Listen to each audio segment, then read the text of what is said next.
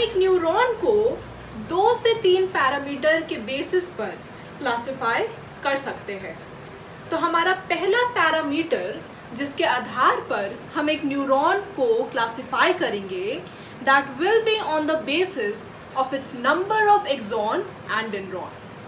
तो इसका पहला क्लासिफिकेशन की ओर हम लोग बढ़ते हैं।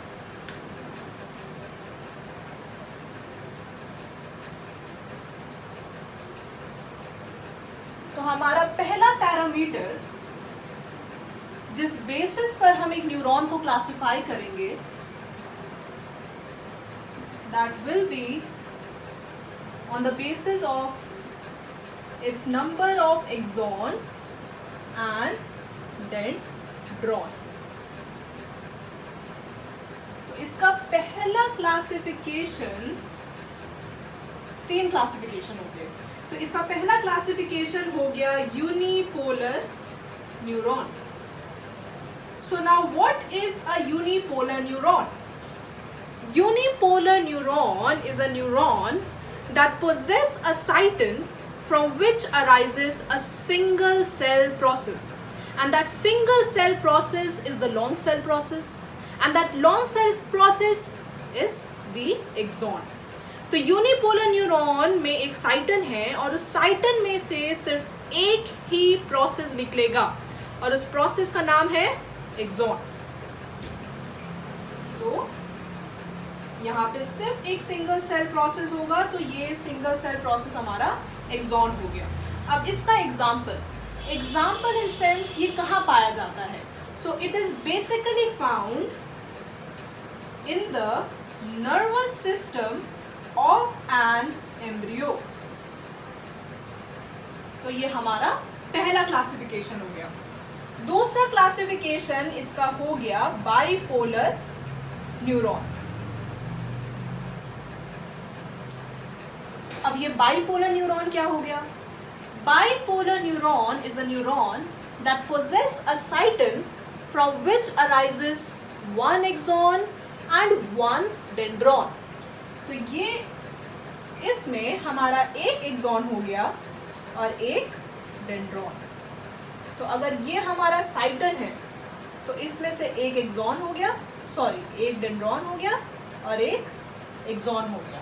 और अगर यहाँ पे हमारा साइटन है तो ये सिर्फ यहाँ पे हमारा एक्सॉन हो जाएगा, और ये साइटन है तो ये डेंड्रॉन और ये एक्सॉन। ओके, अब इसका example in sense the location. तो इसका पहला लोकेशन हो गया ऑल्फैक्टरी एपिथेलियम।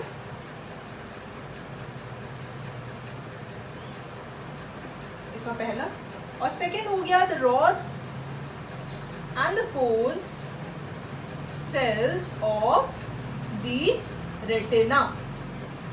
तो इसके 2 लोकेशंस हो गए। अब इसका तीसरा क्लासिफिकेशन हो गया the multipolar neuron. Multipolar neuron नाम ही से आप समझ पा रहे होंगे। Multipolar neuron possesses a cyton from which arises one axon and multiple और many dendrons.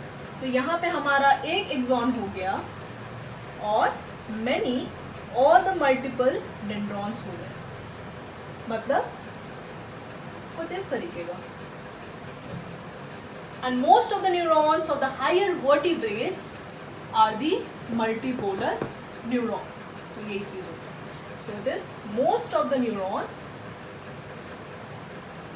of higher vertebrates. तो ये तो हमारा पहला क्लासिफिकेशन हो गया based on our first parameter. और फर्स्ट पैरामीटर क्या हो गया? The number of axon and dendron. तो अब हम बढ़ते हैं अपने दूसरे पैरामीटर की ओर।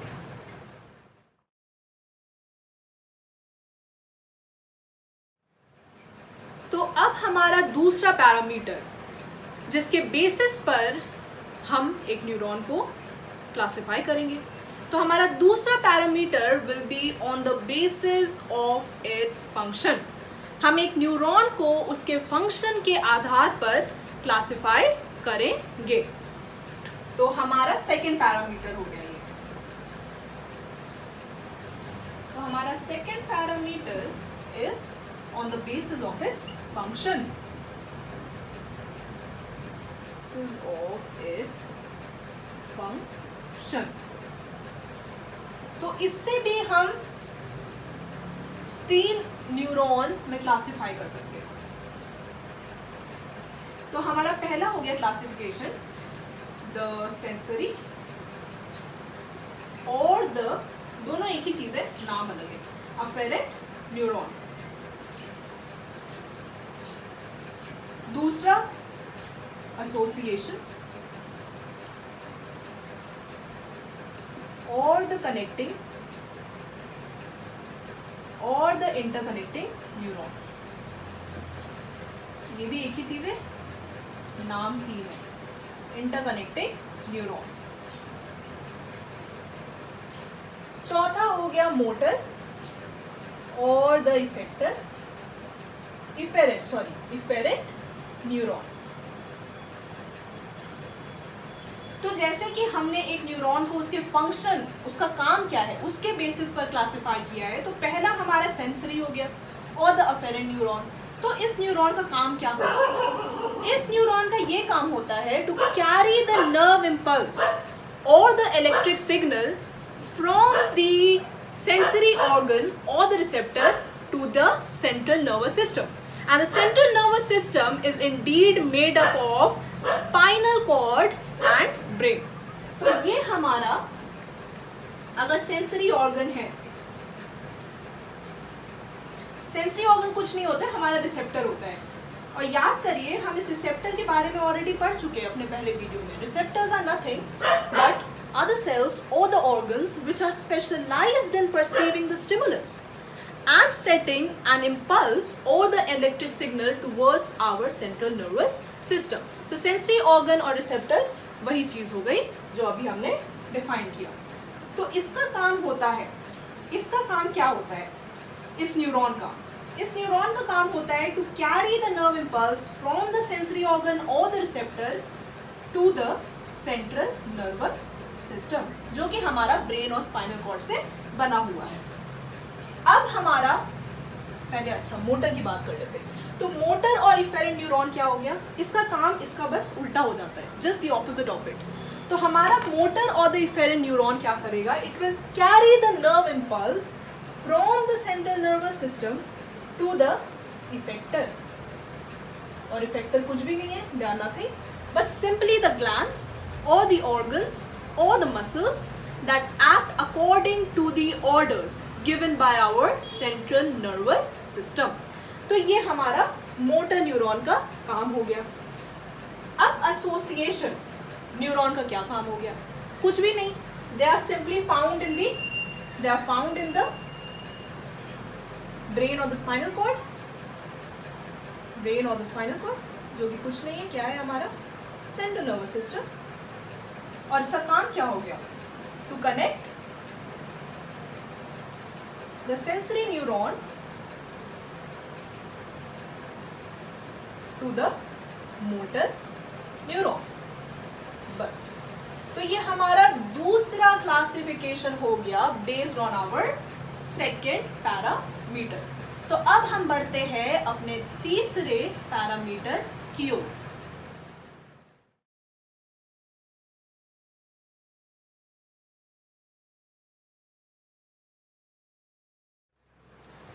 So now we classify the neuron on the basis of our third parameter.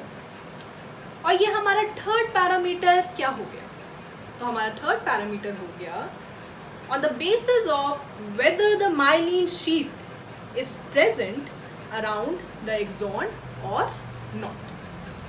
myelin sheath की बात तो हम ऑलरेडी कर चुके हैं, लेकिन आई गेस कि इसके रिगार्डिंग थोड़ी और जानकारी हमें ले लेनी चाहिए. तो माइलिन शीथ कुछ नहीं होता है.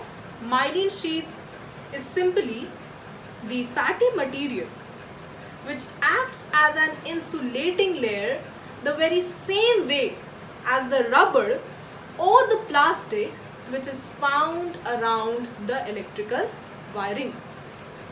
तो जिस न्यूरॉन में हमारा ये माइलिन शीथ पाया जाएगा तो वो तो हमारा माइलिनेटेड न्यूरॉन कहलाएगा, और जिसमें नहीं पाया जाएगा वो क्या कहलाएगा?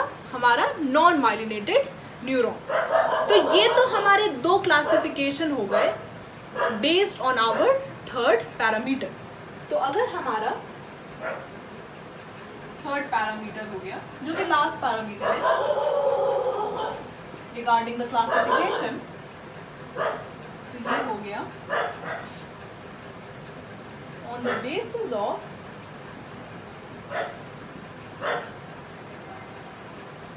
whether the myelin sheath is present across the neuron, sorry, हाँ मतलब एक्सॉन और नॉट। तो इसके दो क्लासिफिकेशन हो गए। पहला माइलिनेटेड, जिसको हम लोग मेड्यूलेटेड भी कहते हैं, मेड्यूलेटेड। तो यहाँ पे हमारा क्या रहेगा, प्रेजेंट रहेगा क्या, माइलिन शीथ।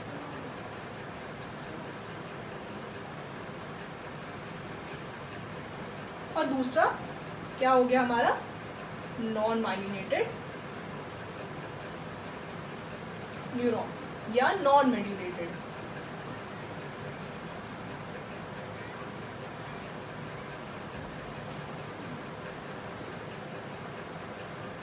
तो ये हमारा क्या रहेगा, एब्सेंट रहेगा।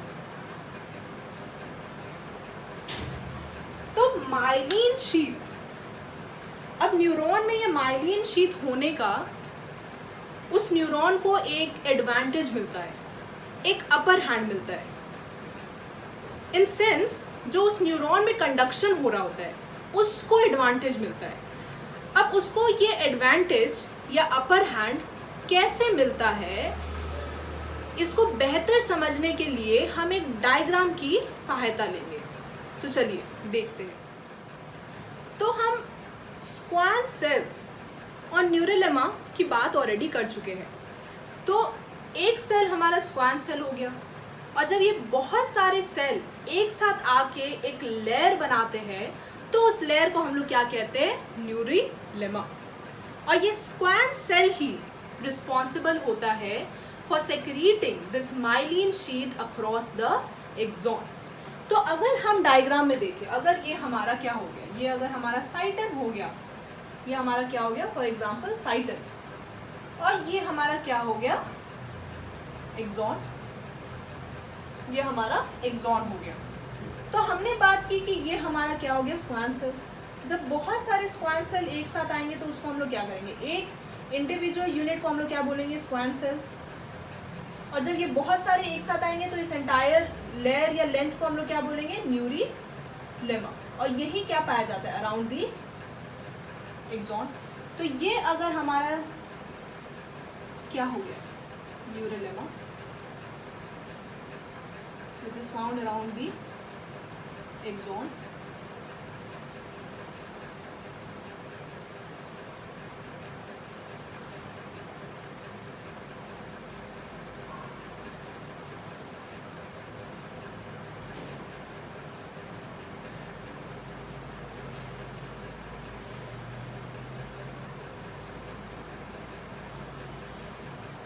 हाँ, अगर हम एक न्यूरॉन के एक्सॉन को बहुत क्लोजली ऑब्जर्व करें तो हम देख सकते हैं कि इसके रेगुलर इंटरवल्स पे गैप पाया जा रहा है। और ये जो गैप है, it is simply marked by the very absence of the myelin sheath. और इस गैप को हम लोग क्या कहते हैं, इस गैप को हम लोग बोलते हैं नोड्स ऑफ रानवियर। तो इस नोड्स ऑफ रानवियर पे हमारा क्या है, माइलिन शीथ नहीं पाया जाएगा। यहाँ पे हमारा क्या है, न्यूरोलेमा। तो ये जो है neurolemma, it will be secreting this myelin sheath around the axon. तो क्योंकि स्क्वान सेल का काम ही क्या होता है, to secrete the myelin sheath. तो ये हमारा क्या हो गया, लेयर ऑफ स्क्वान सेल, और इसने क्या सेक्रीट किया, माइलिन शीथ। और ये हमारा क्या हो गया, न्यूरोलेमा। तो हम देख सकते हैं कि ये जो माइलिन शीथ है this myelin sheath is not continuous. ये जो myelin sheath है is not continuous along the length of an axon.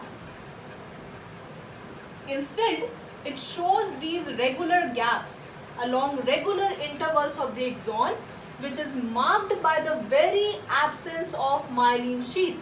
और उस पर्टिकुलर गैप को हम लोग क्या बोलते हैं? Nodes of Ranvier. तो ये एक ऐसा गैप है जहाँ पे हमारा क्या होता है? एब्सेंट होता है माइलिन शीथ. तो जैसे कि मैंने बोला कि एक माइलिनेटेड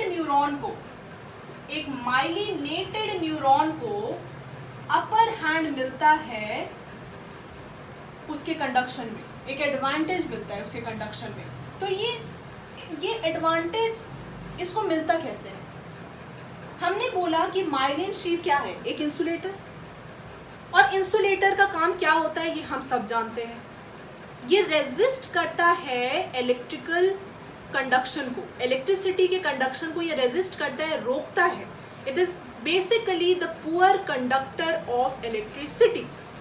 तो अगर माइलिन शीथ एक इंसुलेटर है और हमारा इम्पल्स खुद में क्या है? एक इलेक्ट्रिक सिग्नल. तो अगर हमारा इलेक्ट्रिक सिग्नल या इम्पल्स इस तरीके से यहाँ आ रहा है, इसकी डायरेक्शन हम ऑलरेडी बात कर चुके हैं. It is always away from the cyton and towards the synapse. तो ये डायरेक्शन हो गया हमारे इम्पल्स के कंडक्शन का. तो अगर हमारा इम्पल्स जो कि खुद में क्या है? एक इलेक्ट्रिक सिग्नल, तो इसके अलोंग कोई भी माइलिन शीथ नहीं है, तो ये सक्सेसफुली यहाँ पे कंडक्ट हो जाएगा. लेकिन जैसे कि इस पॉइंट पे पहुंचेगा तो ये फेस करेगा इस माइलिन शीथ को, और जब ये इस माइलिन शीथ को फेस करेगा तो this myelin sheath won't be able to conduct this impulse or this electric signal along this length of the neural lemma. तो as a result, भाई इसको ट्रैवल तो करना है, तो as a result ये क्या करेगा? जंप करेगा to this region.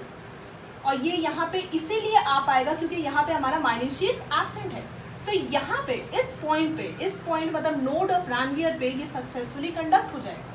But as soon as it reaches this point, the impulse reaches this point, ये क्या करेगा? ये फिर इस माइलिन शीथ को फेस करेगा और फिर से इसको यहाँ से जंप करना पड़ेगा इस पॉइंट पे. फिर ये फेस करेगा माइलिन शीथ को और फिर इसको क्या करना पड़ेगा? जंप करना पड़ेगा टूवर्ड्स द एक्सॉन टर्मिनल और द साइनैप्स. तो आप देख सकते हैं कि यहाँ पे ये जो हमारा इम्पल्स का कंडक्शन हो रहा है ये बिल्कुल भी नॉर्मल तरीके से नहीं हो रहा है. इंस्टेड इसका जो मोड है, द मोड ऑफ कंडक्शन, वो क्या है? In the format of jumping. तो जहाँ पे नॉन माइलिनेटेड न्यूरॉन हो गया, नॉन माइलिनेटेड न्यूरॉन पे हमारा माइलिन शीथ पाया नहीं जाएगा, तो वहाँ पे माइलिन शीथ को फेस करना नहीं पड़ेगा इम्पल्स को. तो वो क्या होगा? अलोंग द लेंथ एक लीनियर ट्रैक में ट्रैवल कर जाएगा. लेकिन हमारा नॉन माइलिनेटेड न्यूरॉन पे माइलिन शीथ पाया जा रहा है, तो इसे फेस करना पड़ेगा.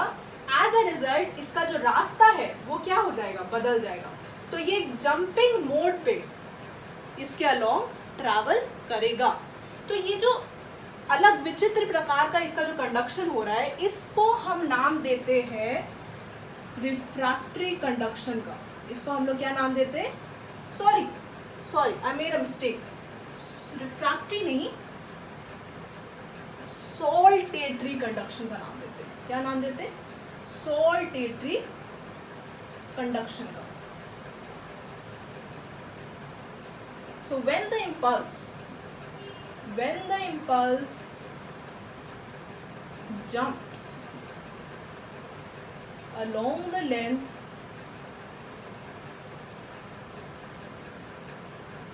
myelinated neuron, उसी को हम लोग क्या नाम देते हैं? सॉल्टेटरी कंडक्शन का. So this is very important. ये नाम दिया गया है इसको, इस प्रकार के कंडक्शन को नाम दिया गया है.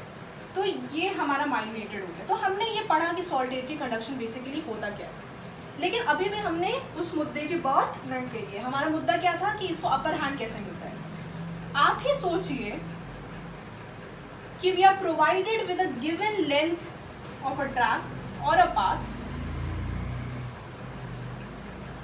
और हमें और दो लोग हैं, एक इंसान का नाम है ए और दूसरे इंसान का नाम है बी। तो एक तरीके से ये रेस हो गया। ये particular track is the given length of the track, और ये दो लोग के बीच में रेस हो रहा है कि who shall be finishing the track sooner और फर्स्ट। तो ये जो पर्सन ए है ये जंप कर करके जा रहे हैं, और ये जो हमारा पर्सन बी है ये नॉर्मली क्या कर रहा है, सीधे जा रहे हैं। तो at the end of the race ये देखा गया कि ये जो पर्सन ए है he won the race, person A won the race, whereas person B didn't won the race, sorry, yes, didn't win the race, grammar mistake। तो यहाँ पे जब कोई इंसान उतना ही लेंथ ऑफ ट्रैक कूद के पार करता है तो वो उस रास्ते को जल्दी कवर करता है, उस रास्ते को कंपैरेटिवली जल्दी कवर करता है as compare to the person who walks along the length linearly along the track. तो उसको थोड़ा ज़्यादा समय लग जाता है as compare to the one who is jumping along the length, उतना ही सेम लेंथ ऑफ ट्रैक को कवर करने पे। तो सॉल्टेटरी कंडक्शन जो कि एक कैरेक्टरिस्टिक फीचर हो गया ऑफ द माइलिनेटेड न्यूरॉन, इसमें हमारा जो इम्पल्स का जो कंडक्शन का रेट हो गया it is more as compare to the rate of conduction in the non myelinated neuron. तो भाई नर्वस सिस्टम है, हम चाहते हैं कि हमारा कोई भी स्टिमुलस है उसको हम जल्द से जल्द एक रिस्पॉन्स दें ताकि हम उस खतरे से बाहर निकल पाए। तो नॉर्मल सी बात है, we'll go with the myelinated neuron. Saltatory conduction को एक अपर हैंड मिलेगा क्योंकि यहाँ पे हमारा जो rate of conduction it is more efficient. तो ये तो हमारा अपर हैंड हो गया of the myelinated neuron over the non myelinated neuron.